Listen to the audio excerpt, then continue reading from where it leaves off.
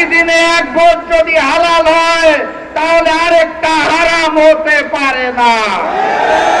70% জনগণের হ্যাঁ ভোটের রায়কে যারা অস্বীকার করে বেঈমানি করতে চায় তাদের স্থান এই বাংলার মসনদে হবে না ইনশাআল্লাহ। যাই বলা হয় তারা একটা শব্দ শুনিয়ে দেয়, কি সেটা? সংবিধান। সংবিধান উচ্চারণ করতে গেলে শেষে আসে ধান। তারা ভেবেছে এটা বোধহয় ধানের শীষ, এই কারণে বারবার বলে সংবিধান। এটা ওই যে নির্বাচনের আগে নিকৃষ্ট স্লোগান দিত, কি জানি, লাগারে লাগা ধান লাগা, ওই ধান নয়।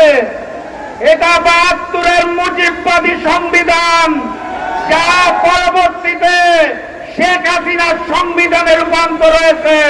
সেই সংবিধানকে তারেক বাদের সংবিধান আমরা হতে দেব না।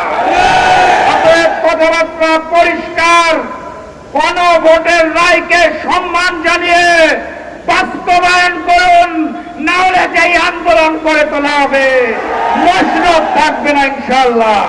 বিজয়ের পথে যাত্রা শুরু, জীবন অথবা মৃত্যু। আসসালামু আলাইকুম।